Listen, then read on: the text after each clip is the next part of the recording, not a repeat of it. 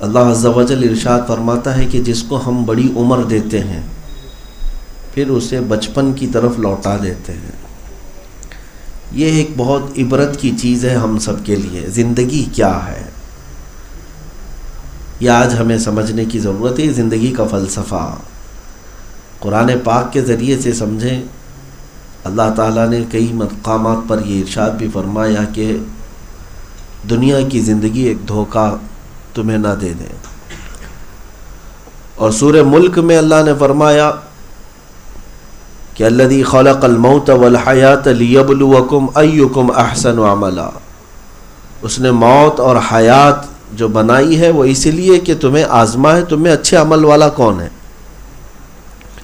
زندگی جو ہے وہ ایک راؤنڈ اباؤٹ کی طرح ہے، گھوم رہی ہے، جہاں سے شروع ہوتی ہے وہیں آ کر کے ختم ہو جاتی ہے۔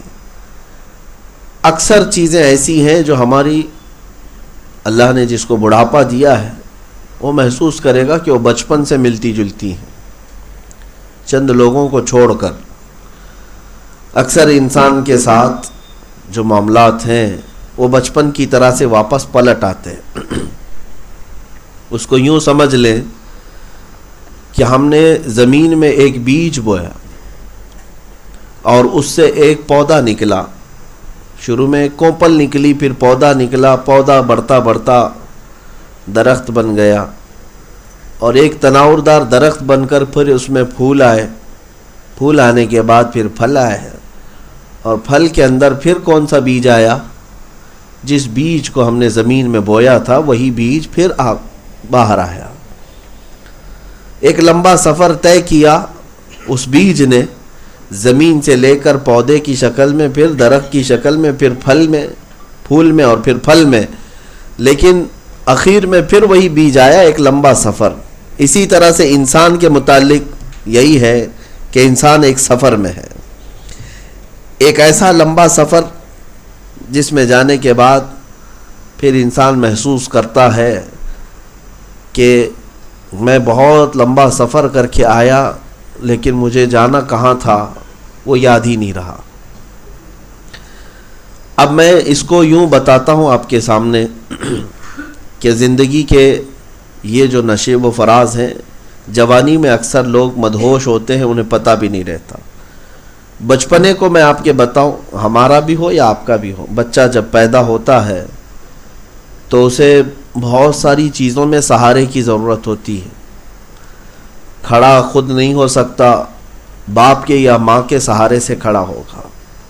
خود کھا نہیں سکتا، ماں یا باپ اسے کھلاتے پلاتے ہیں۔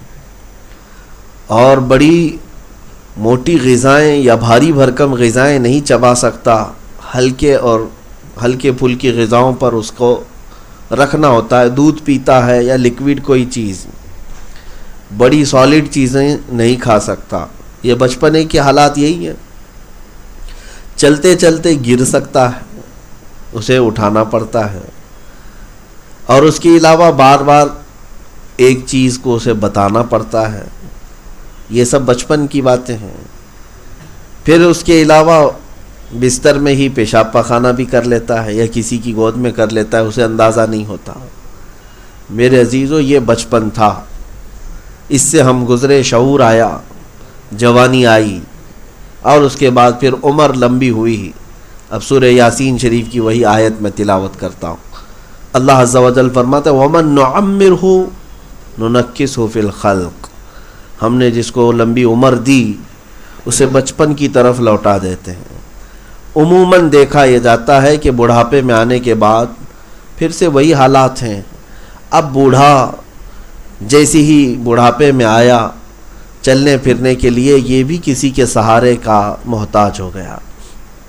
اکثر تو حالات ایسے ہو جاتے ہیں، جب زیادہ بڑھاپا آئے گا پھر بڑھاپے میں بھی کسی کو پکڑ کر کے چلانا ہوتا ہے، اور پھر وہی حالات کہ بار بار ایک چیز کو بتانا پڑتا ہے۔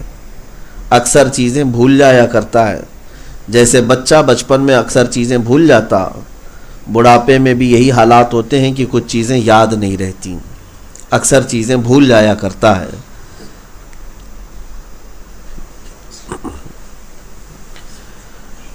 اور اس کے علاوہ ہم بچپنے میں جس طرح سے دیکھ رہے ہیں چلتے چلتے گر جاتا، بڑھاپے میں بھی یہی حالات ہوتے ہیں کہ چلتے پھرتے کہیں پر بھی بوڑھا گر جاتا ہے، اسے کسی کے اٹھانے کی ضرورت ہوتی ہے۔ اور بڑی سالڈ چیزیں بچپن میں بچہ نہیں کھا سکتا، بڑھاپے میں آنے کے بعد بھی وہی حالات ہیں۔ بڑھاپے میں آنے کے بعد بھی مرغن غذائیں، سخت غذائیں بوڑھے کو نہیں دی جاتی کہ ہاضمہ اب کمزور ہو چکا ہوتا ہے، وہ بھی ہلکی پھلکی غذائیں، وہ گنجی پر رہے، کھچڑی پر رہے، یا دودھ پانی پر رہے، یا جوس پر۔ آپ اندازہ کر سکتے ہیں کہ 80 سال 70 سال کے ہونے کے بعد پھر غذاؤں میں کمی کرنی پڑتی ہے، واپس وہیں پلٹ کر کے آئے۔ بھولنے کا حال بھی وہی ہے جیسے بچے بھولتے ہیں، سوالات کرنے کا انداز بھی وہی ہے جیسے بچے بار بار ایک ہی چیز کو سوال کرتے ہیں۔ اللہ تبارک و تعالیٰ قرآن پاک میں ساتھ میں یہ بیان کر کے یوں ارشاد فرماتا ہے، افلا یعقلون، تو کیا لوگ سمجھتے نہیں؟ کیا اس میں اللہ تعالیٰ کی نشانیاں نہیں ہیں؟ اور اللہ رب العزت اس بات پر بھی قادر ہے کہ بڑے بڑے پہلوانوں کو دبلا پتلا کر دیتا ہے۔ ہم نے دیکھا ہے وقت کے سورما، وقت کے بڑی بڑی طاقتوں کے مالک، لیکن جب ان کا بڑھاپا آیا تو وہ ایسے لاغر اور ایسے کمزور ہو گئے کہ کوئی ان کو اگر نہ دیکھا ہو تو پہلوان کبھی تسلیم بھی نہیں کرتا۔ ہم نے ایسے لوگوں کو دیکھا ہے کہ جو بھاری بھرکم تھے، لیکن شوگر نے آ کر، بی پی نے آ کر، یا کینسر نے آ کر انہیں ایسے گلا دیا کہ جیتے جی ان کا سارا حصہ گل چکا ہوتا ہے۔ ہم نے ان کو نہایت ہی کمزور دیکھا۔ میرے عزیزو، زندگی کا یہی حال ہے۔ شیخ سعدی رحمۃ اللہ تعالی علیہ نے جو فرمایا، کتنی پیاری بات ہے، فرماتے ہیں انسان کی زندگی 2 ہی جملوں میں ختم ہو جاتی ہے، یہ کمانے کے چکر میں اپنی صحت گنوا دیتا ہے۔ اتنا کماتا ہے، اسے مال چاہیے، مال چاہیے، پیسہ چاہیے، پیسہ چاہیے، اور کمانے کے چکر میں اپنی صحت گنواتا ہے، اور پھر جب مال آ جاتا ہے تو صحت بچانے کے لیے مال گنواتا ہے۔ اکثر لوگوں کے حالات یہی ہیں کہ پیسے جو آ چکے ہیں وہ اب صرف اور صرف بیماریوں کے علاج میں لگانے پڑتے ہیں۔ کئی لوگوں کے ایسے ہیں کہ منتھلی ان کی جو گولیاں ہیں، ٹیبلٹ ہیں، وہ کسی کے گھر کے راشن کے برابر ہوتی ہیں۔ کسی کا گھر چل جائے اتنے راشن کے برابر کسی کی صرف اور صرف بی پی شوگر کی گولیاں ہوتی ہیں۔ یہ وہی مال خرچ کرنا ہے اپنی صحت بچانے کے لیے۔ انہی 2 چیزوں میں تو انسان زندگی مکمل کر کے چلا جاتا ہے۔ عزیزان گرامی وقار، بہت ساری چیزیں سملر ہیں۔ آپ محسوس کریں، ہم آئے تھے بغیر لباس پہنے، اس دنیا میں آئے تھے، اور لباس ہمیں ہماری ماں اور باپ نے پہنایا تھا، لیکن جانے کے وقت پھر سے لباس اتار لیا جاتا ہے۔ یعنی یہ جو چیز تم یہاں پر آ کر لیے تھے پھر یہیں چھوڑ جاؤ۔ اس دنیا کا لباس ہی الگ ہے۔ بظاہر اگر دیکھا جائے تو بغیر لباس کے آئے تھے اور بغیر لباس کے ہی جا رہے ہیں۔ وہ تو صرف ستر چھپانے کے لیے ہمارا کفن پہنایا جاتا ہے، ورنہ کفن کو کوئی لباس تو نہیں کہتا کہ وہ کوئی کرتا پائجامہ ہے یا پینٹ شرٹ ہے۔ وہ بس مردے کے جسم کو اور ستر کو چھپایا جاتا ہے۔ میرے عزیزو، جس طرح آئے تھے ویسے ہی چلے جاتے ہیں۔ ماں کے پیٹ سے کچھ نہیں لے کر آئے تھے، کچھ نہیں لے کر آئے تھے، اور جب جا رہے ہوتے ہیں تو سب کو پتہ ہے کہ کیا لے کر جا رہے ہوتے ہیں، کچھ بھی نہیں ہے۔ جس طرح سے دونوں ہاتھ خالی تھے، جانے کے وقت بھی دونوں ہاتھ خالی ہی ہے۔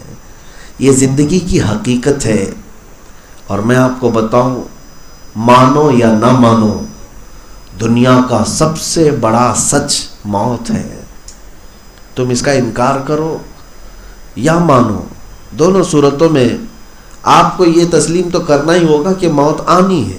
اللہ تعالیٰ ارشاد فرماتا ہے قرآن پاک میں کہ ہم لوگوں کو اپنی طرف پھیر دیں گے۔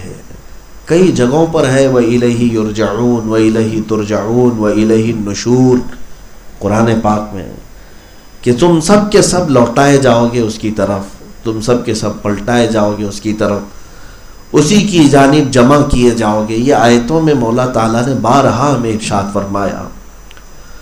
تو مومن وہ ہے جو اپنی آخرت کے تصور کے ساتھ یہاں جیے، اور جس کے ذہن میں آخرت کا خوف نکل گیا تو پھر وہ کھوکھلا مسلمان ہے، اس سے ہر چیز ممکن ہے، وہ کچھ بھی کر سکتا ہے، زنا ہو، شراب ہو، جوا ہو، چوری ڈکیتی ہو، یہ سب چیزیں تو عام سی بات ہیں۔ جس کے ذہن سے آخرت کا تصور ہٹ جائے وہ اپنی ماں کے ساتھ زنا بھی کر سکتا ہے، وہ اپنی بیٹی کا منہ کالا بھی کر سکتا ہے۔ یہ بزرگوں نے فرمایا جب انسان کے ذہن سے آخرت کا تصور ختم ہو جائے، حساب دینے کا خوف نکل جائے، اللہ کے حضور حاضر ہونے کا خوف ختم ہو جائے تو ہر چیز اس سے ممکن ہے، بلکہ وہ بھیانک گناہ بھی کر سکتا ہے جو جانوروں سے بھی صدور نہیں ہوتے۔ اس لیے میرے عزیزوں، آخرت کے تصور کے ساتھ جیے ہیں۔ زندگی بہت تیزی سے 12 بج رہے ہوں رات کے تو گھڑی جیسی ہی آگے بڑھ گئی، ہو سکتا ہے آپ کو اس بات کی خوشی ہو کہ 1 بجنے والے ہیں، 2 بجنے والے ہیں، لیکن یہ گھڑی ہمیں بتا دیتی ہے کہ پھر 12 تو بجنا ہی ہے، 12 بجنا ہی ہے، 1 بجیں گے، 2 بجیں گے، 3 بجیں گے، لیکن یہ کانٹا گھوم کر کے واپس پھر 12 پہ لے آتا ہے۔ اسی طرح سے ہماری زندگیاں ہیں۔ جو لوگ ہیپی برتھ ڈے میں اتنی خوشیاں مناتے ہیں، پٹاخے اڑا رہے ہیں، موم بتیاں گل کر رہے ہیں اور کیک سے کھیل رہے ہیں، انہیں ایسا لگ رہا ہے کہ میری زندگی اور ترقی پذیر ہے۔ اس بات پر تو اب بڑے بڑے پارٹیاں، بڑے بڑے فنکشن ہال بک ہونے لگ گئے ہیں۔ نادان ہے انسان جو موت کے قریب جا رہا ہے، وہ خوشیوں میں رقص کر رہا ہے، اسے اندازہ بھی نہیں ہے کہ 1 سال اس کی زندگی کا کم ہو گیا اور موت سے قریب ہو گیا۔ میں نے یہ محسوس کیا ہے، آپ کو میں یہ بات بتا دوں کہ اگر کسی کو یہ بتا دیا جائے کہ اگلے 6 دن کے بعد تمہاری موت آنی ہے تو مجھے بتاؤ اے مسلمانوں، کتنی پارٹیاں مناؤ گے، کون سی اینیورسری کرو گے؟ زندگی کے یہ دن ختم ہونے پر تم خوشیاں کس طرح مناتے ہو؟ بلکہ اللہ رب العزت کے حضور لوٹ آنے کی فکر اور بڑھ جانی چاہیے۔ پچھلے سال میری عمر 30 سال کی تھی، اب 31 سال ہو گئی۔ اس کا مطلب یہ ہے کہ اللہ تبارک و تعالیٰ نے جو مجھے مہلت دیا تھا وہ کم سے کم ہوتی جا رہی ہے، کم سے کم ہوتی چلی جا رہی ہے۔ تو زندگی کا جو خلاصہ ہے، جو بزرگوں نے بھی فرمایا، ہمارے پاس لمیٹڈ ٹائم ہے، شارٹ پیریڈ ہے، وقت کی قلت ہے۔ میں نے شاید اس سے قبل بھی آپ کو بتایا ہوگا، ایک کیلکولیشن میرے ایک استاد نے بتایا تھا، روزانہ آپ اپنی زندگی میں 8 گھنٹے سو جاتے ہیں، 24 گھنٹے میں 8 گھنٹے آپ سوتے ہیں۔ پتہ ہے اس سے زیادہ بھی سوتے ہوں گے لوگ، لیکن 8 گھنٹے کا ہی اگر حساب کرتے ہیں تو 24 میں سے 8 کا مطلب ہوا 1/3 حصہ، 1/3۔ 8 8 16 8 3 24، 24 کو اگر 3 حصوں میں ڈیوائڈ کریں تو 1/3 حصہ ہم روز سوتے ہیں، 1/3۔ اور اگر کسی کی زندگی 60 سال کی ہوئی تو 60 کا اگر 1/3 نکال دیں تو 20 سال ہوتے ہیں۔ 60 سال والا آدمی 20 سال صرف سویا ہے، 20 سال صرف سونے میں گزر جاتے ہیں۔ اور پھر بچپن کے ایام نکال دیں، پھر بڑھاپے کے دن نکال دیں، پھر اس نے کھانے پینے اور اپنی حاجات میں جو لگایا ہے وہ نکال دیں، اور پھر جو دوست و احباب کے ساتھ گپیں لگانے میں لگائے وہ نکال دیں، تو رب تعالیٰ کو دیا ہوا وقت جو ہے وہ انگلیوں میں بھی گننا مشکل ہو جائے گا۔ بہت کم وقت ہم نے اپنے رب ذوالجلال کے حضور دیا ہے۔ اسی لیے قرآن پاک میں اللہ تعالیٰ نے کئی جگہ پر فرمایا، انسان جلد باز ہے، انسان بھول جاتا ہے۔ اکثر یہ جو ہمارے پاس صدمے آتے ہیں یہ ہمیں بار بار یاد دلاتے ہیں کہ تمہیں واپس لوٹنا ہے۔ بزرگوں نے فرمایا ہے کہ جب تمہاری زندگی میں کسی عزیز کا انتقال ہو جائے، یا تمہارے مال میں کچھ خسارہ ہو جائے، یا تمہاری طبیعت خراب ہو جائے، تو سمجھ لینا یہ تینوں علامتیں ہیں، الارم ہے جو اللہ تعالیٰ تمہیں ہدایت کی طرف پھر سے بلا رہا ہے۔ تمہارے عزیز کا انتقال ہوا تو سمجھ جاؤ کہ میں بھی جانے والا ہوں۔ جس طرح میرا بھائی چلا گیا، میری ماں گئی، میرا باپ گیا، یا میرا بیٹا یا میرا رشتہ دار گیا ہے، اسی طرح سے جب تمہارے مال میں خسارہ ہو تو تم لوٹ آتے ہو اللہ کے حضور. یہ تمہارے لیے اللہ تعالیٰ موقع دیتا ہے کہ پلٹ آؤ. یا پھر بیماری آئی تو خوف ڈر کہ پتہ نہیں اس بیماری میں مر نہ جاؤں. تو میرے عزیزوں، بارہا ہماری زندگیوں میں رب تبارک و تعالیٰ یہ الارم دیتا ہے کہ تم میرے بندے اور میری طرف آنے والے ہو. لیکن انسان اتنی جلدی بھولتا ہے کہ میت کو دفن کرنے کے 3 دن کے بعد وہ اپنے معمولات میں ہے. بلکہ ہم نے تو قبرستان میں ٹھٹا مار کر ہنستے ہوئے لوگوں کو دیکھا ہے. ادھر مردے کو دفن کر رہے ہیں، ادھر لطیفے سنا رہے ہیں. قبرستان میں مذاق مستیاں چل رہی ہوتی ہیں. کیسے ان کے سخت اور کٹھور دل ہیں، ان کے دل کالے ہو گئے. دنیا سے جانے والے کے غم میں نہ روتے، لیکن اپنی آخرت کو یاد کر کے تڑپ تو جاتے کہ یہ چھوٹی سی قبر میں مجھے بھی لوگ دبا دیں گے، دفن کر دیں گے. جسے اپنے آخری گھر کا خیال ہو وہ کیسے مذاق کرے گا، قبرستان میں کیسے ہنسے گا. میرے عزیزوں، یہاں پر بات صرف اور صرف مجھے اتنی کرنی ہے کہ انسان اگر بھول جائے تو یہ بہت لمبا بھول جاتا ہے، جلدی پلٹتا نہیں. اس لیے آپ ان لوگوں کی طرح نہ بنے جو اپنے رب کو اور اپنے خدا کو بھلا کر اپنی زندگی کو ہی حقیقی منزل سمجھ بیٹھے. ایک آیت میں آپ کو پڑھ کر سناتا ہوں. رب تبارک و تعالیٰ فرماتا ہے وَلَا تَكُونُوا كَالَّذِينَ نَسُوا اللَّهَ. اللہ فرماتا ان لوگوں کی طرح مت بنو جو اللہ کو بھول گئے. تمہیں کس نے بنایا تھا یہ بھول گئے. کون کھلا رہا ہے یہ بھول گئے. کون تمہاری زندگی کے نشیب و فراز کو طے کرتا ہے بھول گئے. اگر بھول جاتے ہو تو پھر ہوگا کیا؟ رب تعالیٰ فرماتا ہے فَأَنْسَاهُمْ أَنفُسَهُمْ. ایک وقت آئے گا کہ اللہ ان کو خود کو بھلا دے گا. یعنی تم اپنے آپ کو بھول جاؤ گے کہ میں کون. یہ وقت آتا ہے جو اللہ کو بھول گئے مرنے سے پہلے وہ اپنے آپ کو بھی نہیں یاد رکھ پاتے. جاؤ بستروں کے پاس جن کی روح نکل رہی ہوتی ہے پوچھ کے دیکھو کہ نام کیا ہے، وہ آئیں آئیں کرتا رہتا ہے. ہاں، سکرات کا وقت یہ معمولی نہیں ہوتا. میں سب کے متعلق نہیں کہہ رہا ہوں، بہت ساری اچھی موتیں بھی ہیں، لیکن میرے عزیزوں جو اللہ کو بھول کر پوری زندگی گزارتے رہ گئے، آخری وقت ایسا آتا ہے ان کا اپنا آپا انہیں یاد نہیں رہتا، ان کا نام تک یاد نہیں رہتا.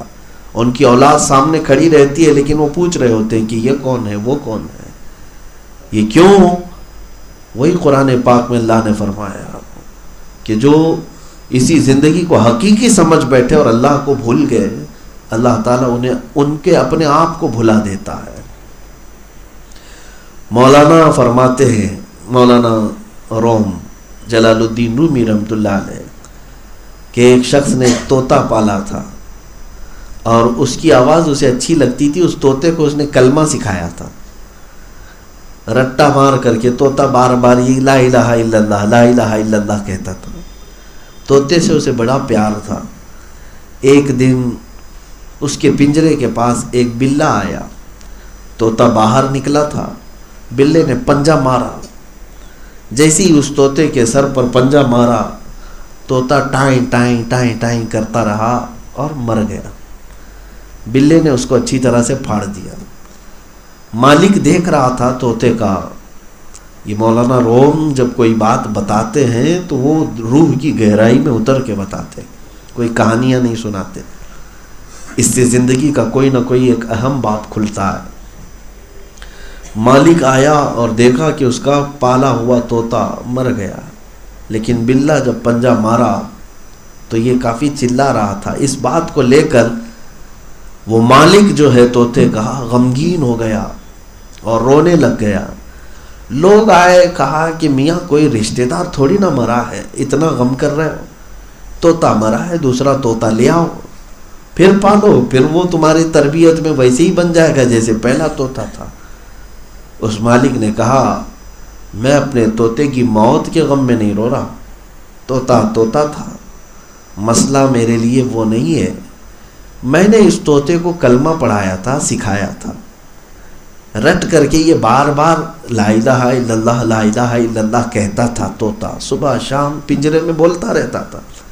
لیکن آج میں نے حیرت سے دیکھا جب بلے نے اس طوطے پر پنجہ مارا تو طوطا لا الہ الا اللہ کہنے کی بجائے اپنی اصلی آواز نکال رہا تھا، ٹائیں ٹائیں ٹائیں ٹائیں ٹائیں ٹائیں، جو اس کی آواز ہوتی ہے. تو یہ مالک کہتا ہے کہ میں نے اتنے سالوں جو محنت کیا وہ چیز ہی بھول گیا. جب پنجہ اس کے اوپر پڑا مجھے اس بات کا خوف ستا رہا ہے کہ جب ملک الموت کا پنجہ ہم پر پڑے کہیں ایسا نہ ہو کہ گناہوں کی آواز آ جائے اور کلمہ ہم بھول جائے.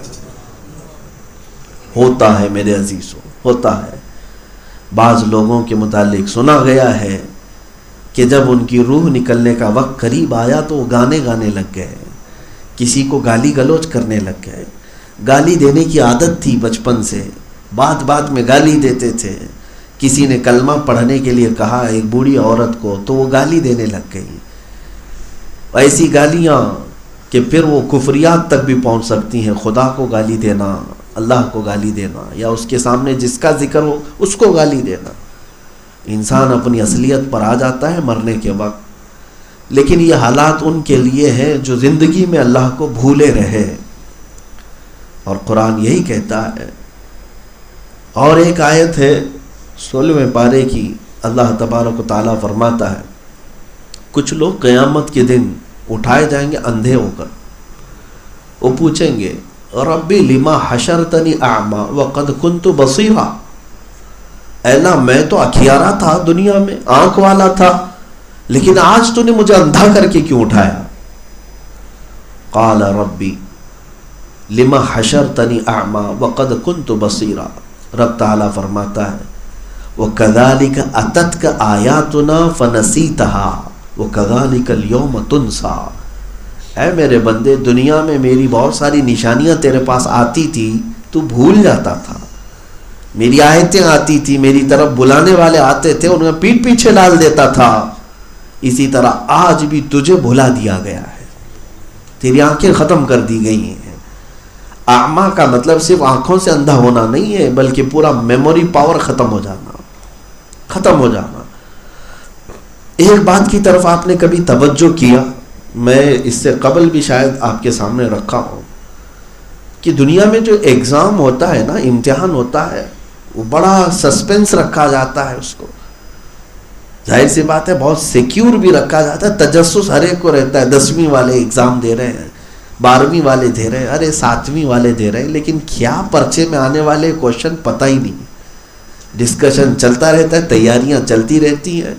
ٹیوٹر جو ہے ہر ممکن سوال کا جواب انہیں سکھا رہا ہوتا ہے یہی ہے. کوشچن پیپر پتہ نہیں ہے. اسی بات کی تو سارے طلبہ تیاری بھی کر رہے ہوتے ہیں، پتہ نہیں. اور اگر لیک ہو گیا تو ایگزام کینسل، دوبارہ پیپر بنے گا. لیکن حیرت ہوتی ہے، ایک ایگزام ایسا ہے جس کے کوشچن بھی پورے عام کر دیے گئے ہیں، وہ ہے قبر کا امتحان. سوالات کیا کیا ہیں وہ بھی بتا دیے گئے. من ربک ما دینک ما کنت تقول فی حق ھذا الرجل. 3 ہی سوال. تو تیرا رب کون ہے، تیرا دین کیا ہے، اور حضور کے بارے میں تو کیا کہتا تھا. کوشچن بھی لیک ہیں. اتنا ہی نہیں بلکہ آنسرز بھی بتائے گئے، جوابات بھی سب کو پتا ہے. نہیں پتا، ارے میاں پورے مومنین کو پتا ہے، اور سبوں نے علماء سے سنا ہے، کتابوں میں پڑھا ہے. میں یہ سوچتا ہوں کہ پھر اس کو امتحان کیسے کہیں گے، یہ سوالات کیسے ہیں. سوال تو وہ ہوگا کہ اچانک آدمی کا ٹیسٹ لیا جائے اور بتایا نہ جائے اس کو، لیکن یہاں بتا بھی دیا گیا. کوشچن بھی بتایا گیا ہے، آنسر بھی بتایا گیا، سوال بھی معلوم، جواب بھی معلوم. تو پھر یہ امتحان کیسا. توجہ چاہتا ہوں میرے عزیزوں، اتنے ہلکے میں مت لے لینا، اتنے آسانی کے ساتھ نہ لے لینا. یہ 3 سوال ہیں، تینوں کے میں 1 منٹ بھی نہیں لگیں گے، جواب دے دوں گا. یہاں جواب تو دے سکتے ہو، لیکن بزرگوں نے فرمایا بعض لوگ وہ ہیں جن کو قبر میں جانے کے بعد ان 3 سوالات کے جوابات میں 500-500 سال لگ جاتے ہیں. جوابات نہیں آ پاتے. ایسی کیا ڈیفیکلٹی ہے، ایسا کیا سخت ہے ان کے جوابات میں؟ کون سی چیز ہے؟ میرے عزیزوں، بات صرف اتنی ہے کہ تمہیں یہ چیز ماننی پڑے گی کہ آج ایک موبائل تمہارے پاس ہے، جتنی چیزیں اس کے میموری میں ڈالو گے اتنا سب سیو کر لے گا. صحیح ہے؟ آپ نے قرآن اس میں ڈاؤن لوڈ کیا ہے، نعتیں ڈاؤن لوڈ کی ہیں، تقریریں ڈاؤن لوڈ کیا ہے، جو کچھ بھی ڈالا ہے سب وہ میموری کارڈ میں موجود ہے. اور جب آپ کو چاہیے اس کے اسکرین پر جا کر آپ سرچ کرتے ہیں، وہ اپنے میموری کارڈ سے آپ کے اسکرین پر شو کر دیتا ہے. ہوتا یہی. لیکن اگر یہ انٹرنل میموری یا پھر وہ کارڈ والی میموری کو موبائل سے ہٹا دیا جائے تو آپ 1000 سرچ کریں اسکرین پر کچھ بھی نہیں آئے گا. یہ تو مشین کا ہے. آپ کے لیے معاملہ یہی ہے، جب روح نکالی جاتی ہے انسان کے جسم سے تو ساری چیزیں اس کی سلب کر لی جاتی ہیں، ختم کر دی جاتی ہیں. تم مالدار تھے، غریب پڑے ہوئے ہو، تمہارا نام جو تھا اب نام کے ساتھ مرحوم لگ گیا ہے، لباس بدل گیا، ساری حیثیتیں بدل گئی ہیں، جو کچھ بھی تھا سب وہ روح کے ساتھ چلا گیا. اب قبر میں جانے کے بعد سارا ذہن خالی ہے، اسی لیے تو جوابات جلدی آتے نہیں ہیں. اب وہاں جواب وہی دے گا جو دنیا میں مولا سے دوستی رکھتا تھا، جس نے یہاں پر اللہ سے بنائے رکھا. اب صرف اسی کے لیے وہاں پر مدد ہوگی جس کے لیے اللہ چاہے گا. اللہ اپنے فضل سے جس کے لیے ذہن کشادہ کر دے اور اس کے جوابات اسے عطا کر دے. کیونکہ جس نے روح نکالا ہے وہی اس بات پر قادر ہے کہ وہ روح نکالے جانے والے بندے کے اندر پھر سے وہ طاقت و قوت عطا کرے کہ وہ جوابات دے سکے. عزیزان گرامی وقار، اتنی بات تو طے ہے، تمہارے ہاتھ میں نہ دنیا میں کچھ ہے نہ قبر میں کچھ ہے. جو کچھ ہوگا وہ فضل مولا سے ہوگا. ایک بات اور بھی میں بتا دوں، جن کو غرور و تکبر ہے اپنی زندگیوں پر، چند لوگوں کی تعریف سے غرور میں مت آ جانا کہ اب میرا مرتبہ بہت بلند ہو گیا، میں جو چاہے کر سکتا ہوں. پیسہ اگر آ گیا ہے تو یہ بھی مت سمجھ لینا کہ میں پیسے سے ہر چیز کر سکتا ہوں. فرعون، قارون، حامان، شداد، یہ وہ نام ہیں جنہوں نے دنیا کی اکثر دولت پر قبضہ کیا لیکن کر کچھ نہیں سکے. میں نے چند دنوں قبل ایک مشہور و معروف کمپنی کے مالک کا تذکرہ پڑھا تھا، کوریا کا. اس کا حال یہ تھا کہ وہ اپنے ملک کی حکومتوں کو بدل دیتا، اتنے بڑے پیسے والا تھا. یہ 2012 یا 14 کی بات ہے. اس کے اچانک صحت میں ایسی گراوٹ آئی کہ وہ کوما میں چلا گیا. جس کے پاس اربوں ڈالر ہیں، اس کا بیٹا موجود تھا. اس کا یہ اعلان تھا کہ جو ڈاکٹر اس کے باپ کا علاج کرے وہ پر ڈے $1 کروڑ لے سکتا ہے. پر ڈے اس کو اتنا پے کیا جائے گا. بس ایک بار اس کو ہوش میں لے آئے تاکہ یہ ہمیں ہوش میں آ کر کے اپنی ساری چیزیں بتا کر کے جائے. 4 سال تک وہ امیر آدمی بستر پر پڑا رہا، نہ ہاتھ اٹھا سکتا نہ پیر اٹھا سکتا، دیکھتا رہتا، گھورتا رہتا. یہ کوما کی کیفیت تھی. 4 سال کے بعد کروڑوں ڈالر اس کے اوپر خرچ کیے گئے اور اس کے بعد دنیا سے چلا گیا، ختم ہو گیا. میں نے یہ محسوس کیا، اتنے بڑے پاور والا جو کبھی تختے بدل دیتا، حکومتیں بدل دیتا، لیکن وہ صرف اپنا بستر بدل نہیں سکا، اپنی صحت کو نہیں واپس لا سکا. یہ انسان کی حیثیت ہے، ہماری زندگی کی یہی حیثیت ہے. مولا علی کرم اللہ وجہہ الکریم کے پاس ایک شخص آیا اور اس نے کہا کہ حضور، ہماری دوڑ بھاگ، ہم طاقت حاصل کرنے کے پیچھے اتنا بھاگتے ہیں، انسان کتنا پاور حاصل کر سکتا ہے یا انسان کتنا طاقتور ہے؟ تو وہ تو سامنے پوچھنے والے کے انداز کے اعتبار سے جواب دیا کرتے. مولا علی کرم اللہ وجہہ الکریم نے فرمایا، اس کے جوابات تو بڑے تفصیلی ہیں، مگر میں تجھے ایک بات کہتا ہوں کہ ایک پیر اٹھا، کھڑا ہو جا. وہ سامنے آنے والا شخص پوچھا کیا تھا کہ انسان کی کتنی طاقت ہے. حضرت علی نے کہا ایک پیر اٹھاؤ. پیر اٹھایا, ایک پیر پہ کھڑے رہو. ایک پیر پہ کھڑا رہا. پھر حضرت علی نے فرمایا کہ دوسرا پیر بھی اٹھاؤ. کہا کہ حضور اب تو سر کے بل گروں گا. حضرت علی نے فرمایا بس اتنی طاقت ہے, اتنی ہے تمہارے پاس کہ ایک ہی پیر اٹھا سکتے ہو, دوسرا اٹھاؤ گے تو سر کے بل گرو گے. اس سے زیادہ تمہارے پاس پاور بھی نہیں ہے, طاقت بھی نہیں ہے. ہاں رب تبارک و تعالیٰ اپنی شان سے جسے جتنا نوازنا چاہے, لیکن انسان اپنی طاقت کے بل بوتے اس سے زیادہ نہیں حاصل کر سکے گا. عزیزان گرامی وقار, یہ ساری باتیں میں نے جو عرض کی ہیں آپ کے سامنے, یہ زندگی کی حقیقتیں ہیں جس سے آپ انکار نہیں کر سکتے. یہ زندگی کے وہ فیکٹ ہیں جس کو آپ منہ نہیں چھپا سکتے. اسی لیے وہ بات مجھے یاد آتی ہے, سرکار غوث العظم دستگیر سیدنا عبد القادر جیلانی رضی اللہ تعالیٰ عنہ جب بیان کرتے تھے تو ان کے خطبے میں ہزاروں لوگ روتے تھے. کئی بے ہوش ہو جاتے, کئی لوگوں کے جنازے نکلتے. کیوں؟ وہ آخرت کے تصور پر ہی ان کے اکثر خطبے ہوا کرتے. غوث پاک کے خطبے آج بھی لکھے ہوئے موجود ہیں, پوری کتاب موجود ہے, لیکن آپ دیکھیں گے کہ پورا ان کا بیان اور خطبہ اسی بات پر چلتا رہتا تھا کہ آخرت ہے اور زندگی ختم ہونے والی ہے. ایک بار آپ نے ممبر پر بیٹھ کر کیا بیان کیا سنیں. پہلے تو اپنے صاحبزادے سے کہا آج تم بیان کرو. وہ بیان کرتے رہے, لوگ خاموش رہے. وہ اتر آئے اور کہا ابا جان آپ جس طرح بیان کرتے ہیں کہ لوگ دھاڑے مار کر کے روتے ہیں, میں نے بیان کیا کافی دیر تک لوگوں میں سناٹا ہے. غوث پاک پھر خود چڑھ گئے ممبر پر, کہا میں بیان کرتا ہوں. اور بیان کیا کیا, کہا اے لوگوں سنو, میرے گھر میں آج ایک عجیب حادثہ ہوا.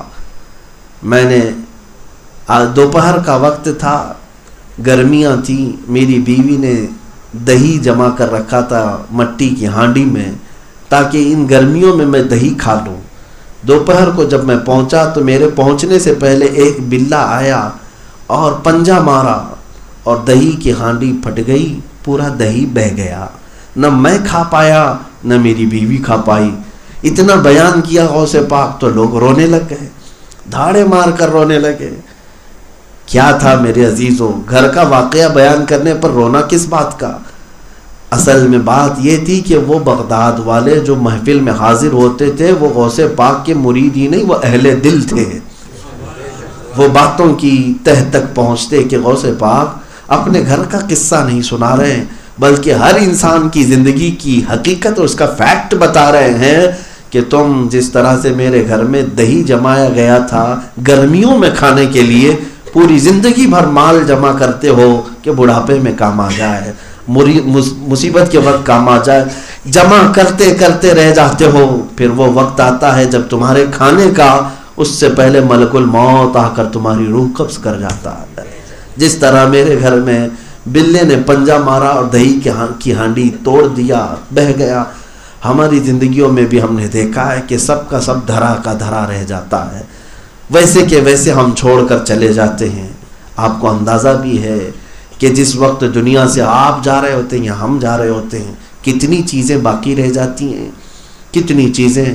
ہمارا سارا کا سارا یہاں چھوڑ کر کے ہم رخصت ہوتے ہیں.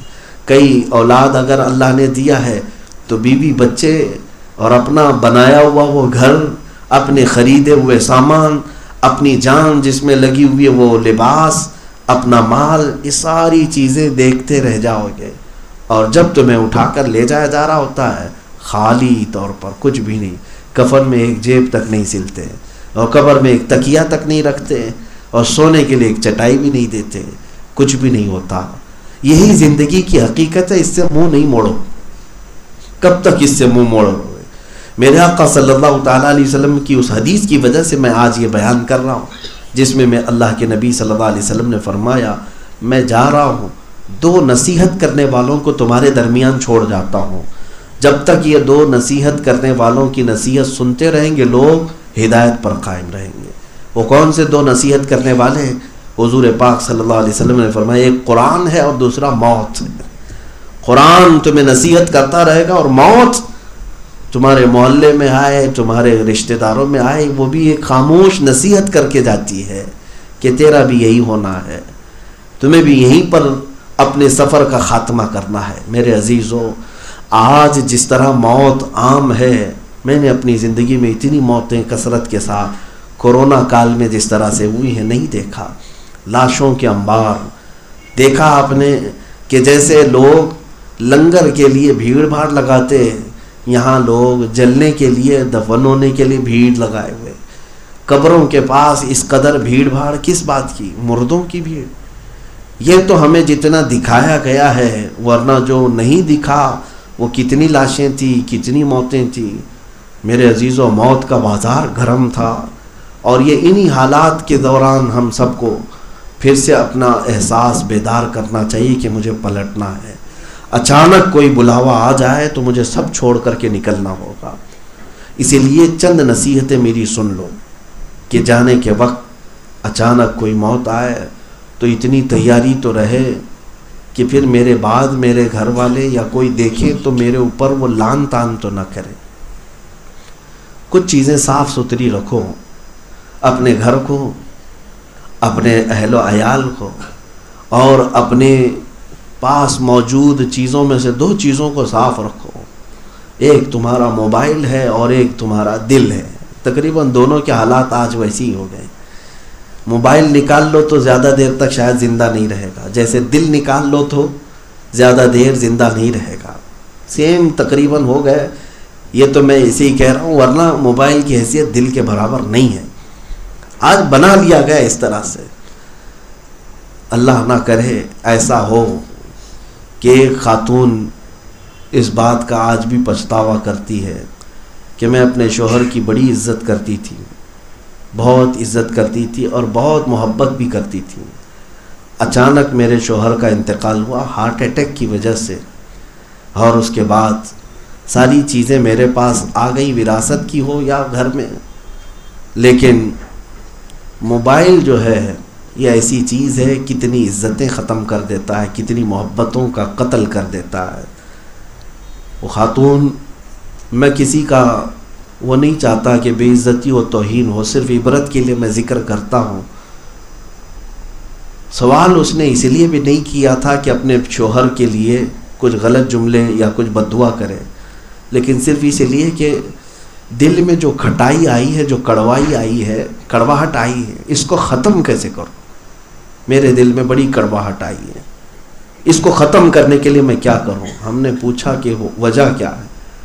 کہا کہ موبائل کو جب پھر ہم نے اس کی موت کے 2-3 دن بعد اوپن کیا تو وہ بھیانک چیزیں تھیں جو ہمیشہ وہ مجھ سے چھپائے رکھتا تھا، اور وہ غلاظتیں تھیں جس کو ذکر نہیں کر سکتے۔ تو تمہارے قریبی رشتہ دار، تمہاری بیوی تم سے بدظن ہو سکتی ہے صرف ایک آلے کی وجہ سے۔ تو سوچو کہ اللہ کے حضور جا رہے ہیں جو قادر مطلق، ایک آن کے لیے بھی غافل نہیں ہے ہماری حرکتوں سے، اس کے سامنے پھر ہماری شرمندگی اور ذلت کا کیا حال ہوگا؟ یہ سب چیزیں پاک و صاف تو رکھیں۔ کئی لوگوں کے حالات ایسے ہیں کہ انہوں نے ڈائریوں میں لکھ رکھا تھا، موبائل آنے سے پہلے کے حالات ایسے تھے، وہ گناہ بھی لکھتے تھے، نیکیاں بھی لکھتے تھے، پتہ نہیں ایسا کیوں ماحول تھا۔ لیکن جب ان کے ہاتھ، ان کی ڈائریاں دوسروں کے ہاتھ لگی تو زندگی بھر کمائی ہوئی عزت ختم ہو گئی۔ دل پاک رکھو کہ اللہ کے حضور جانا ہے، اور یہ باقی دنیاوی چیزوں میں شاید تمہارا موبائل ہو، کمپیوٹر ہو، کوئی بھی چیز ہو، اس کو پاک رکھو کہ تمہاری عزت برقرار رہے۔ تمہیں اندازہ نہیں کہ کس وقت تمہاری موت آ جائے۔ اتنا بھی تمہارے پاس مہلت نہیں ہوتی کہ تم پاسورڈ چینج کر لو، اتنی بھی مہلت نہیں آتی کہ تم کچھ چیزیں ڈیلیٹ کر لو، کچھ چیزیں صاف کر لو۔ میاں، ہم نے ایسے ایسے اوقات دیکھے ہیں کہ کلمہ پڑھنے تک کی فرصت نہیں دی جاتی۔ یہ ساری چیزیں تو دور کی بات ہیں۔ اس لیے اللہ کے حضور جانے کی پہلے سے تیاری رہے۔ ناگہانی موت، اچانک موت آ کر ہمیں دنیا میں بھی اور آخرت میں بھی ذلیل نہ کرے۔ ان مختصر سی چیزوں کے لیے اپنا سارا کچھ قربان نہ کرنا۔ غوث پاک رضی اللہ تعالیٰ عنہ کے مریدین کا جو محور ہوتا ہے وہ ایک آیت کے اوپر ہوتا ہے، قل متاع الدنیا قلیل۔ غوث پاک کے اکثر خطبوں کی آیت یہ ہے، اے محبوب آپ فرما دیں کہ دنیا کا سامان بہت تھوڑا ہے، تمہیں پتہ بھی نہیں کہ اللہ تعالیٰ تمہیں کیا دینے والا ہے۔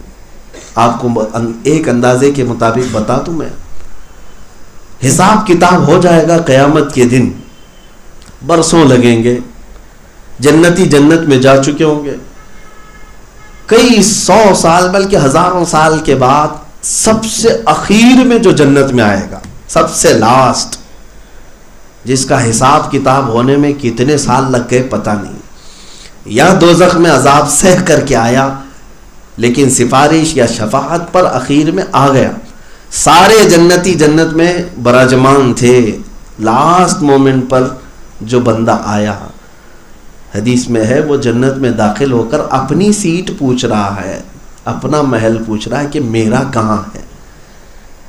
ظاہر سی بات ہے سارے لوگ اپنی اپنی جگہ پر بیٹھ چکے، ان کی مظہریاں، ان کے دیوان لگے ہوئے ہیں، ان کے خدام، ان کے ارد گرد حوریں، ان کے زر و جواہرات سے بنے ہوئے ہیں محلات، چمک دمک ساری چیزیں، لیکن سب سے اخیر میں آنے والا جنت میں وہ ڈھونڈ رہا ہے کہ میری جگہ کہاں ہے۔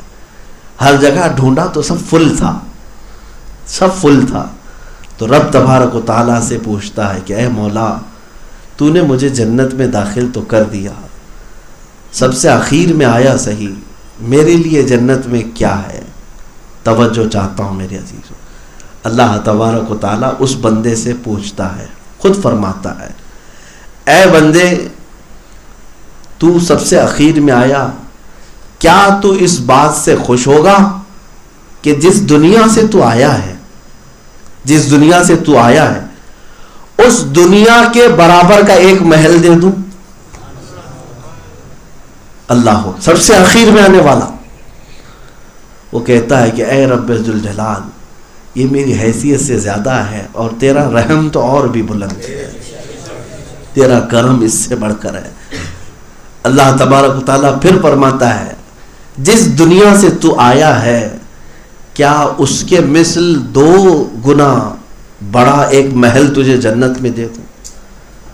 وہ بندہ کہتا ہے کہ رحمان تیرا فضل بلند ہے، میں اتنے کا اہل نہیں ہوں، یہاں تک کہ اللہ تبارک و تعالیٰ اس کی عطا کو، اپنی عطا کو بڑھاتا جاتا ہے، یہاں تک فرماتا ہے کہ جس دنیا سے تو آیا ہے اس کے 10 گنا بڑا ایک محل تجھے دے دوں۔ وہ شاداں و فرحاں رقص کنا ہوتا ہے جنت میں کہ کیا رب تبارک و تعالیٰ اتنی بڑی چیز مجھے عطا کرے گا، اور پھر فرشتوں کو حکم ہوتا ہے کہ فرشتوں اسے لے جاؤ، جس دنیا کو یہ گزار کر کے آیا ہے اس دنیا کے مثل 10 گنا بڑا محل اسے جنت میں دیا جائے۔ اب جنت کتنی بڑی ہے اس کا تو تصور بھی ہم نہیں کر سکتے، اس کا تصور بھی نہیں ہے۔ ایک بندے کو جب اتنی بڑی جگہ دی جا سکتی ہے تو پھر انبیاء کا مقام کیا ہے، صحابہ، اولیاء، تابعین کا مقام کیا ہے، اور متقین کا مقام کیا ہے، انہیں کیا کیا دیا جائے گا سوچ بھی نہیں سکتے۔ اسی لیے فرمایا گیا نا کہ جنت وہ ہے جو تمہارے تصور میں بھی نہیں آئے۔ تم کس چیز پر اس کو قیاس کرنے لگ گئے، کمپیئر کرنے لگ گئے؟ 7 اسٹار ہوٹل پر، 5 اسٹار ہوٹل پر کہ جتنی سہولیت یہاں تھی وہ جنت میں ملیں گی؟ جو تمہارے ذہن میں آ گئی چیز وہ جنت نہیں، اس سے بہت بلند ہے۔ میں آپ کو بتاتا ہوں یہ بات میں نے کیوں رکھی کہ اللہ نے کیا یہ سچ نہیں فرمایا کہ محبوب آپ فرما دیں کہ دنیا کا سامان بہت تھوڑا ہے، بہت تھوڑا ہے۔ یہاں تک کہ ایک حدیث پاک میں یہ بھی ملتا ہے کہ دنیا کا سب سے زیادہ عیش کیا ہوا آدمی، سب سے زیادہ عیش کیا ہوا آدمی جو ہر نعمت یہاں چکھ چکا ہوگا، ہر نعمت چکھ چکا ہوگا، وہ چاہے 5 اسٹار ہو، 7 اسٹار ہو، یا بادشاہوں کے محلات ہوں، ہر لذیذ غذا کھایا ہوا ہو، ایسا شخص وہاں پر قیامت کے دن لایا جائے گا اور اسے صرف جنت کی چلنے والی ہوا دکھائی جائے گی یا خوشبو بتائی جائے گی، اور اس کے بعد پھر اہل محشر کو اس کے سامنے پیش کیا جائے گا، اس سے پوچھا جائے گا کہ تو نے دنیا کی ہر لذت ہر نعمت چکھ لی تھی, دنیا کا سب سے عیش کیا تھا, تیرا وہ عیش اور تیری دنیا کی وہ ساری لذتیں جس کو تو نے مال سے حاصل کیا, ہر طرح کا آرام, وہ بلند تھا یا جنت؟ وہ بندہ کہے گا میں جو زندگی گزار کر کے آیا اس طرح کی 100 گنا زیادہ زندگیاں دی جاتی تو وہ ہیچ ہیں جنت کی صرف ایک خوشبو پر, اس لیے کہ اس میں جو لذت ہے میں نے کبھی اپنی زندگی میں نہیں پائی. میرے عزیزوں یقین تو کرو, اللہ نے جو فرمایا دنیا کا سامان تھوڑا ہے, بل آخرت خیر لمن اتقی, آخرت بہتر ہے اس کے لیے جو اللہ سے ڈرا, پرہیزگاری اختیار کیا. کتنا حاصل کر سکو گے مجھے بتاؤ, کتنا جمع کر سکو گے, کتنا حاصل کر سکو گے؟ پوری زندگی جوخم میں ڈال لو, پھر بھی آج کے دور میں حالات ایسے ہیں کہ ایک گھر شہر میں بنا نہیں پاؤ گے. چلو بنا بھی لیا اور بلندی پر چلے گئے, اور بلندی پر کہاں تک پہنچ سکو گے؟ اتنی تمہاری حیثیت نہیں آ سکے گی کہ تم اپنی دل کی دھڑکنوں کو تھوڑا اور بڑھا سکو. نہیں روک, ساری چیزیں حاصل کرنے کے بعد بھی تمہارے پاس کچھ نہیں رہے گا. اس لیے اس بات کا یقین کر لو کہ جو اللہ کے پاس ہے وہ بہت بلند ہے, وہ بہت زیادہ ہے, اور اس کے لیے ہمیں تھوڑی بہت چیزوں کا یہاں عیش قربان کرنا چاہیے. ایک بات پر اب اپنی گفتگو کو ختم کی طرف لے آتا ہوں. فرمایا گیا جنت اور دوزخ دونوں کے راستے کیسے ہیں, میرے جملوں پر توجہ دیں.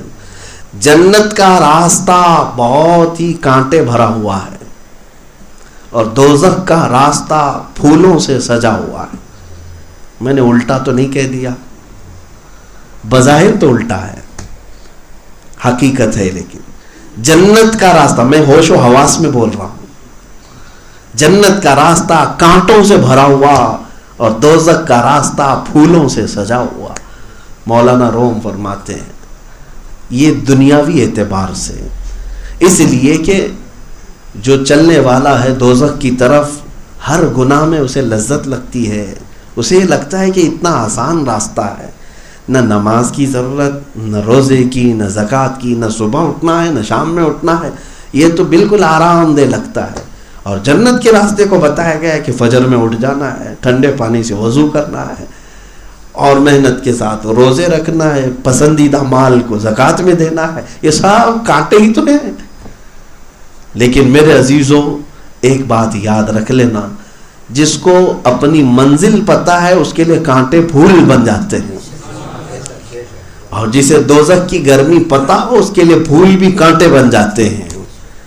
ہاں, اور یہ کانٹوں کی بات میں نے جو کیا ہے وہ یوں ہی نہیں, بڑے بڑے بزرگوں نے فرمایا, بڑے بڑے بزرگوں نے فرمایا کہ اکثر ایسا ہوتا ہے کہ اس کو محسوس کرنا ہو تو ٹی وی کے سامنے 3 گھنٹے گزر جائیں گے, 4 گھنٹے گزر جائیں گے, ارے وہاں تو وہ ذرا برابر اکتاہٹ نہیں محسوس کرتا.